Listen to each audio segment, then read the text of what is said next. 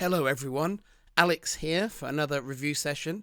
I've been back from my final trip of 2023 for a week now, and I have managed to process a few pictures this week. To be honest though, not as many as I'd hoped, because as soon as I got back from the trip, or pretty much straight afterwards, I caught the flu, and I've been laid up for a few days this week. So apologies in advance for any coughing during the slideshow. I've tried to get it all out of the way beforehand, so hopefully we'll get through this as we talk about the pictures. A mixture of pictures, mostly from those two recent trips. I really haven't begun to get into them yet. There's just a few pictures I've processed out because I've needed them for various things, for articles and things. There's some Cayman coral spawning pictures, which are just frames I'd never processed before, which I needed for a magazine submission. And then a few other bits and pieces. There's a couple of Lembeh shots, but the remainder of the pictures are mainly Blackwater shots, because I wrote about Blackwater in my magazine column for Scuba Diver magazine, and a couple of pictures from PNG as well. So 27 pictures to look at. The first three are old coral spawning pictures of a mountainous star coral spawning in the Cayman Islands. And these are some spawning shots which I'd not processed before. I shot a lot on those dives. The best shots I've processed previously, but it's there's you shoot a lot of frames, so there's always a few new angles to capture, and particularly if magazines are running a story again, it's nice to be able to provide them with some different pictures. And they needed a vertical picture, so I sent these three as options for them. I don't know if they'll use them or not. But I don't think they have many other options, so they kind of have to use my pictures. And last year they ran a similar story, I think, and it was a cover story for the magazine. So that used up quite a lot of my favourite shots. So I thought I'd send some different ones this time. So that's why these are processed out.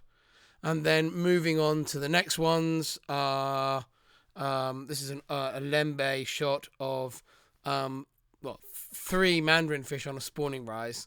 It's quite common you get 3s. The most I've got in a photo of 5 going up together. It's obviously most common you get 2 together, but it's not uncommon to see more than 2.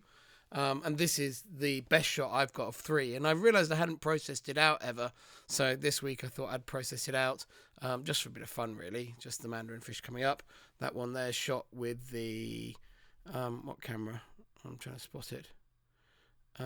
The Nikon D850. So there we go. Shot with the 105mm lens. It's often better to shoot them with a 60mm lens because it focuses a little bit better, and you've got plenty of resolution to crop them with, and you tend to get a bit more depth of field with the 60mm. But I decided to do this one with the 105 because I was confident that I'd be able to fill the frame with them. So yeah, that's that shot. Next up, a seahorse in Lembeh. I just processed one out because when I was looking for the mandarin fish shot, I spotted this one next to it, and I just really liked the contrast between the very colourful seahorse and the very grey sand it was sitting on. I really liked this seahorse. It almost looked like it was glowing from within because it kind of had this dirty, darker outer sort of coating to it, and then the orange was really its body colour from in between. Maybe I could do a little bit more on the processing, actually, a bit more contrast and darkening on the dark areas of its body would actually bring that effect out. So maybe I should reprocess that one slightly. Right, on to the new pictures, which are all shot Sony A1 rather than D850 or Nikon SLR, and starting with some of the pictures from Anilao from my last trip, which was a Blackwater focused trip, but we were day diving as well. And I just processed out a few of the Blackwater shots because I needed them for an article. So the first one is a flounder, larval stage flounder picture. You can see the beastie here. And the next shot here is a larval stage of a bent stick or pipefish, which is the large pipefish that you see on the seabed that are often brown. In Lembeh, you quite often get lots of pinky or whitey ones, which are quite photogenic, and orangey ones as well. But they're typically a big brown, fairly boring pipefish. But as as larval stage, they're absolutely stunning. With these appendages, often they look more like a sea dragon than they do like a pipefish. Fascinating to see, and probably there's probably a developmental sort of analogy here between a ghost pipefish and between a sea dragon and a pipefish here. Probably, the fact that these things are produced in the larval stage is probably maybe part of how a sea dragon can look the way it does. Anyway, all the Blackwater shots pretty much always they're all taken with the Sony 90mm on the Sony, and they're probably all taken on f/18. Maybe the odd one at f/20, because that's the sort of aperture I tend to shoot all the Blackwater shots, and they're mostly going to be at a sync speed of either 200th, because I did a lot of the Blackwater dives just on electronic shutter on 200th, but I did do, I think, one dive with it on mechanical shutter at 400, so there'll be some at 400 and some at 200 sync speed. And then the ISO does jump around a little bit. I tend to go in at 320 or 400 and then adjust from there as I need to. This one, you see, I've gone up to 500. This is a female Argonaut on a what's it on a Selp chain. You can see it's just a young female, and then another female Argonaut on just a two link Selp chain there. This is a daytime shot. Obviously, this is one of my favourite shots actually from the trip that I really wanted to process out and have a look at. This is an EMWL shot of a pair of Coleman shrimps, and I thought this was a really great use of the EMWL, and I was very happy to be reunited with my EMWL in Lembeh. And this was just, I was really pleased how well it worked with this particular pair of Coleman shrimps. Had to shoot this on a very long exposure to get that blue background to burn in, because I wanted to be at f/18 to get decent depth of field. So I was down, and I was at ISO 640, and I still needed 1/8 of a second to get that blue background to come through. But I think that the depth that the blue background gives to the composition really made it worthwhile. But there were a lot of failed attempts just with camera movement, or the fact that actually Coleman shrimp tend to rock, also made it quite challenging to get a nice clean exposure. But I did get this one in the end. Some more Blackwater pictures. This one is a driftfish inside a Pelagia jelly. You see the driftfish there. If I zoom in, you'll see it sharpens up, and you're actually seeing him through the bell of the jelly there, which is pretty cool. You see, if you look at his fins, you see them a bit more clearly. Excuse me, I have to cough. This one is a villager larvae of a mollusk, probably a common reef snail or something like that, but very elaborate looking and beautiful as a larval stage. And then one of the cooler Blackwater creatures that we saw was, this one's at f/20. This is a pancake batfish, which is a deep water species that is sometimes encountered on the Blackwater dives. A very cool and weird looking fish. So he was kind of a real highlight, spotting him. And I spotted him at the end of the dive and managed to share him with one of my dive buddies as well, which was cool. Because he was one of those ones that was just suddenly there at the end of the dive, and it was hard to get, ruined everyone's safety stop as we all went back down deep to see him again. This one here is a pygmy seahorse on the house reef at Crystal Blue where we were staying. This not a particularly anything remarkable in the shot, just a nice simple pygmy shot, not too high magnification. But I actually realised that I'd never processed out a pygmy seahorse shot from Anilao. I'd probably never had a decent shoot at one there. They're usually quite small there. There's usually a lot of people wanting to shoot them, so I don't normally bother. But on this occasion there was a chance, and I thought I should at least get a decent shot of a pygmy since I'm here, no one else wants to shoot it now. And I can actually get a shot. So I just took this frame here. I think this was taken without any. It's just taken straight 90mm, just to get it in its habitat. But yeah, nice to be able to do that story. A crinoid shrimp on a crinoid. I'm not the biggest fan of these shots. The dive guides point them out to you, and you sort of arrive there going, I suspect he wasn't as nicely posed as this before but it's kind of the Anilao way that the guides there, they see it as their duty to help you a little bit. So it wouldn't be a picture I'd put in a contest, because I'm sure he's been shuffled to be so precisely lined up with the crinoid arm, but it is a nice to get as a useful illustration shot for me. A pair of pteropods. There's the crinoid shrimp, just to zoom in and see his eyes on the edge there. You can see he's nice and sharp. A pair of pteropods mating. This was a very common sight while we were on this particular trip. Every night dive, you probably see 6 or 8 pairs mating like this. So it was a pretty regular photographic opportunity, and lots of egg laying as well, which wasn't quite so spectacular to see, but still really nice. But yeah, great to see all that going on underwater. Nice to get some behaviour in the Blackwater shots. The pteropods, they tend to stop swimming when they mate, so you tend to spot them slowly sinking down through the water, a bit like a snowflake, and you sink down with them and shoot shots like this. This is a male Argonaut. So we saw some females before. This is a male Argonaut on a salp. The big thing in the middle here, that's with the two orange bits sticking down. Those are the egg masses coming out of a copepod. This looks like it's got a single eye spot, so maybe a pacticoid copepod. And then you've got the orange blobs around are the nucleuses of the salps. So the little Argonauts pretend to be part of the salp. You know, they're a very similar size to those nucleus, a very similar colour, and you actually try and spot them by looking for a nucleus that looks out of sequence with the others almost. When there's an odd one, one too many, you know you've probably got a nautilus on a Argonaut on there. Another classic Blackwater subject, the jack and the jelly. I don't know what species of jelly this is actually. But yeah, nice little view with the jack and the jelly. Nice shot.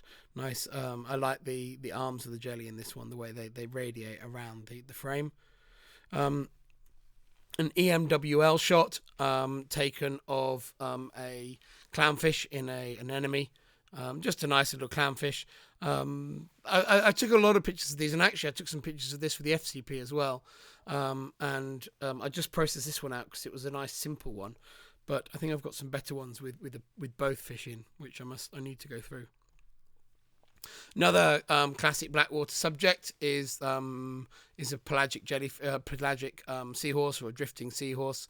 It's a female here, drifting along. I don't know what species this is. It might be a hedgehog seahorse, or it may be a pelagic specialist seahorse. I'm really feel quite unsure of myself identifying these pelagic seahorses, whereas if they're on the seabed, I feel a lot more. I'll be, oh yeah, that's definitely a hedgehog or whatever. This was a really unusual opportunity. I've shared this picture on Instagram already, and actually I shared 2 others from the sequence showing this frogfish climbing up into this position on the fire urchin. Very unusual. Fire urchins are very venomous, and so you don't tend to see animals walking around on top of them. But this frogfish was quite happy climbing up this fire urchin and stayed on there for quite a while. I took this picture and then passed it on to another photographer. So I don't know how long it stayed on there, but it was quite happily sitting on there for a while. I don't know whether it was looking for some of the commensal species like Coleman shrimps or like Brooks urchin shrimp or xeno crabs that live on the urchins, or whether it was simply didn't know better and was just climbing onto the urchin thinking it was a good place to lay an ambush. Maybe looking for the little cardinal fish that hang around on them as well. Plenty of food there for a frogfish. Moving on, a pair of golden pygmy gobies in a bottle, a very classic Anilao subject. I do find the ones in Anilao are much bigger than the ones in Lembeh, so it's a great place to shoot them. Probably the slightly colder water makes them bigger. My friend Laura was photographing these when I arrived, and she'd been photographing them for a long time. And so I asked her if she was sort of okay if I took some pictures, which of course she was. But she thought that I also wanted her to do the lighting, so she left her. So this was her light that was backlighting them, and she'd set it all up, and she was like, oh yeah, you can have the subjects and also you can take over my lighting setup as well. So I did a few shots with her lighting in the background as well, which is what this one's from. This one and the previous one, these aren't shot with the Sony 90mm, they're shot with the Sony 50mm, which another friend of mine, Stephen, lent to me to try, and I have to say I really enjoyed shooting it. So that really changed my opinion of the Sony 50mm. It's not a lens I'd recommend to anyone because it's such a glacially slow focusing lens. But if you are going to photograph subjects that don't move very much, I found it a very useful lens to own. And so, yeah, it's my intention is to buy one. and add it to my certainly for my muck diving trips. I think it would be a must-have. I'm not sure I'd use it on a Blackwater dive because of the focusing speed being so slow, and it's just the engine in it, the motor in it, that makes it slow. But I definitely would use it on day dives for sort of frogfish, octopus, that sort of thing, and allowing you to get that much closer than you can with a 90mm, which can really allow you to do things with your lighting. Another crinoid shrimp that one of the guides found. Very beautiful, this one, the yellow matching with that yellow and black arm of the Bennett's crinoid. And then that's the end. That's all I've processed so far from Anilao, but lots of really nice pictures as always. It's so productive there. And then the final 3 pictures are all from Papua New Guinea. I feel really bad that I haven't processed any more than 3 from that trip, and they're not particularly representative of that trip either. Well, I guess the Barracuda are, but the 2 macro shots aren't. The 2 macro shots are both long exposure macro. Those who've been following me on social media might have noticed I've been talking about the fact I can't do panning shots, wide angle panning shots with my Sony camera properly. And I think I processed these 2 out just to show people that I have no problem getting sharp panning shots when doing macro with the camera. It's just with wide angle. And I think it's related to how much I'm physically moving the camera, and it's upsetting something in the system of the camera. But that's an aside for now. But that's why I processed these 2 out. This first one is a ghost goby on a sea fan, and I really like how the long exposure here has allowed that blue light to create almost like flames in blue coming through the fan. It looks really, really nice, very pretty. And then this one here, again, it's a classic long exposure anemone fish shot. The anemone fish in Papua New Guinea are a different species of clownfish to the ones in Indonesia, so I don't tend to see this species very much. They're often known as the eastern and western clownfish. Some people call them the proper clownfish, but they're only proper because there were more scientists in Australia who described the Australian ones than there were scientists in Indonesia. So I think it's a bit wrong to call it the proper clownfish, but it's certainly the originally described species simply because it was in Australia, where there were more scientists than there were in Indonesia at the time. Right, so that's clownfish, long exposure. That one's a 1/6 of a second. The goby is a 1/5 of a second. And then the final shot is a black and white picture of a school of barracuda raining down. And this was just a time when the barracuda school we were photographing suddenly decided to go deep. And I just really like the fact that they made this very unusual shape in front of me, raining across the frame in this sort of arching formation, which just really unusual, seeing the fish move like this. And so I thought it looked so graphic, I'd try it as black and white. But I have a lot of barracuda pictures to process, so at some point in the future you'll be seeing lots of those. And that one there was shot with the 8-15 fisheye for wide angle. Right, that's the latest image review. Hopefully that was useful. I should have quite a few more of these in the coming weeks because I have a lot of processing to catch up on. Lots of nice pictures to show, and but particularly from PNG, but also lots and lots more from Anilao. So stay tuned, and thanks for watching.